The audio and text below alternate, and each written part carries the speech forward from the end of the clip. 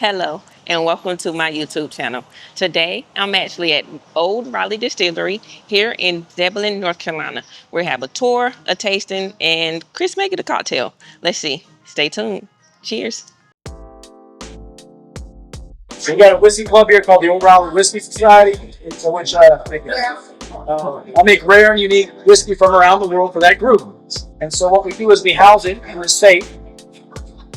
And once a month they'll come in and grab their bottles. But with that said, the crazy part about living in a small town Zebulon, when I opened during COVID, there's a gentleman named Curtis Strickland who lives 3 blocks from here. And when we opened up, Curtis used to work there. And he walked right into this place and unlocked the safe. He still knew the combination. And I went, oh, so it took me a day and a half to figure this out. That was like my introduction to small town Zebulon. Curtis right down the street.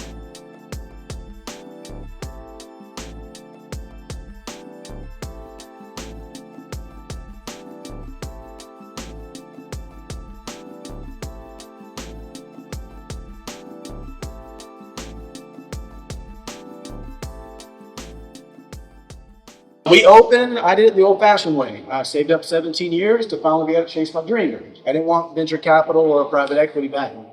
So because of that, my options were limited. Once I went to Raleigh and I was like, hey, I want to store barrels on site to blend, because I'm a whiskey blender.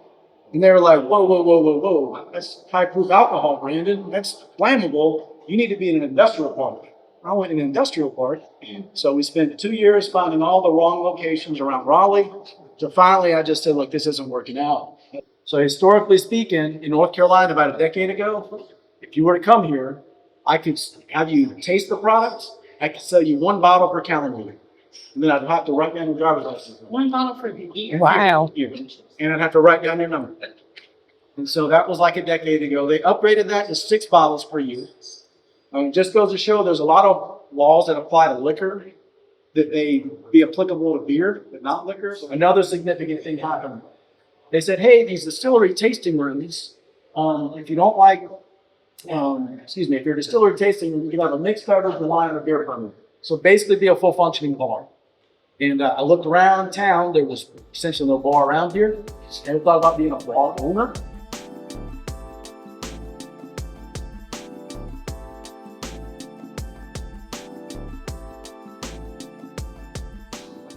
Our bourbon ranges anywhere from 4 to 20 years old. You notice when you got back here, got a little warmer, right? That's a good thing. So it's so warm around here, and we're in North Carolina, a little humid, right? As we all know, in July and August, it's ungodly humid, right? We'll get to the point where we do everything back here, which actually over here you can see us. Small wife Nicole, come on over this way. She's hand labeling our bottles. All right, we do everything old school. But come July and August, it's so humid back here that our bottles will start to sweat and we can't apply the label. So I'll send our team to the event space and they're super excited because they get air conditioning. When that's going on, I'm super excited because when it's warm back here in those barrels, it's getting warm. And that causes a pressure increase. The whiskey goes deep into the wood. That corn whiskey, that bourbon starts interacting with all those wood sugars. That's when this good chemistry's got going on. And then you roll into the fall, temperature drops, so that pressure was increased, pushing that liquid into the wood. It now contracts. So with whiskey, in terms of aging, maturation, it's a continuous evolution of expansion, contraction, and contraction. And so, Mike, go ahead. So with that said, are you only doing this during the summer months? What's that? Making the bourbon? No, that's a great question, though. No, we make batches throughout the year. But my job back here is to say, okay, and they do taste different from season to season. Yeah. Sometimes it's subtle, sometimes it's pretty rapid. Example of that, our 20-year bourbon, which is right behind you, where you see these blue duct tape or painter's tape over there. 20-year-old bourbon in July and August, it tastes every bit of 20 years old. This is our small batch tank.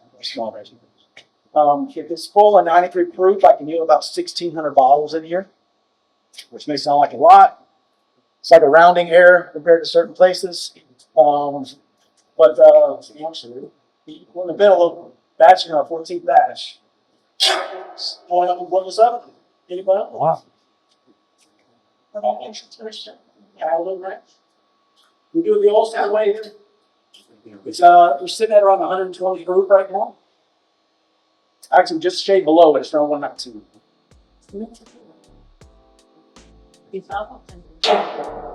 Anybody, feel free. Nice, man. You want a couple shots in there? Oh wow! So this, you smell it? Yeah. Smells great. So I'll probably spend the next 2 months blending this.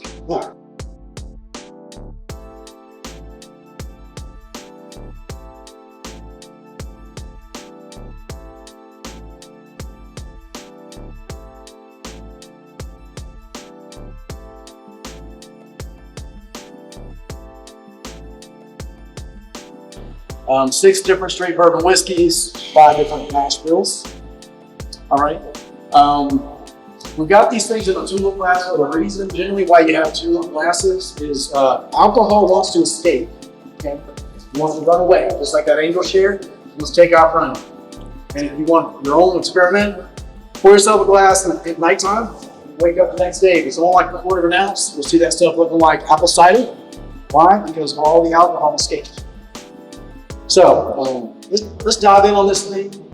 I got like a 13. Yep, 13. I got like a deal off of that, like a almost like a dill pickle, almost kind of like a just very and almost like a Texas Pete on like the nose, almost like a spice kind of hot sauce. Texas Pete, clone pepper. Mhm. So There you go. What I call bell pepper, Right. interpreting as Texas Pete mixed with dill. Right, Which there you go. That's, That's pretty solid, but I did not get that sweetness, and it's like a buttery, creamy finish on the tongue too. That's pretty solid, man. It's really good. thank you for that. That's good, man. This is a honey cask finished bourbon. And here's how this works. Once we harvest barrels for our small batch, I bring in a beekeeper. He's got honey from around the world, around the states, 70 different hives. And he's got 12 different varieties of honey depending upon what is the crop that was being pollinated to create that honey. So this is a Zebulon wildflower honey, which is grown half a mile from here. And so they'll put honey in the barrel, roll the barrel up and down the production floor for a month. Honey's humectant, pulls all the residual bourbon out of the barrel. We'll harvest that. It's bourbon barrel aged honey that he sells around the state. And then I put bourbon back into that barrel. And we let Mother Nature and time do its thing. What you might notice on this one, you want whiskey or bourbon to be the star. You want the cask finish to be like that supporting cask that's there, but it's not overpowering. With this one in particular, just from an observational standpoint, you might notice this one, it feels maybe a little heavier in terms of a liquid. It's got some residual honey in it. Also, this one on the finish, if you pick up on these red hot candy notes at all, or spicy notes, the reason for that is twofold. One, we jumped up in proof to 100.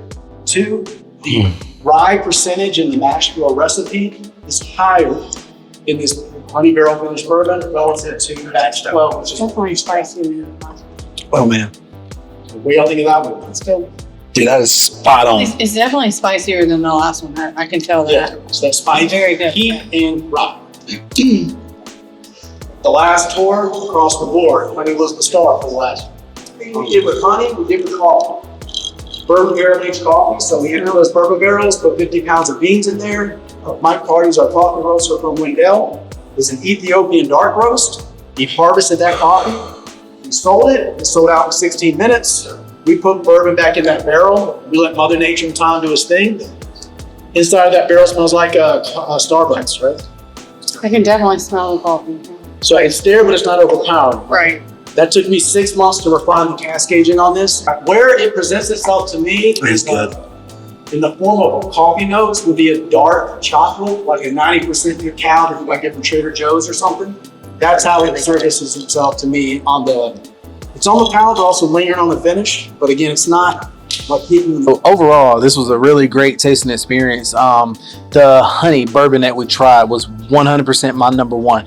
It shines like notes of honey on the nose as well as on the palate, and it carries from the front to the finish. 100 proof. It's very easy sipper. Very great whiskey, very great bourbon. Brandon did a great job today with this tour, and Olde Raleigh Distillery, man, they're doing some great things. They're about 30 minutes from us, and I'll definitely be, keeping an eye out for everything they've got going on in the future. So, great job.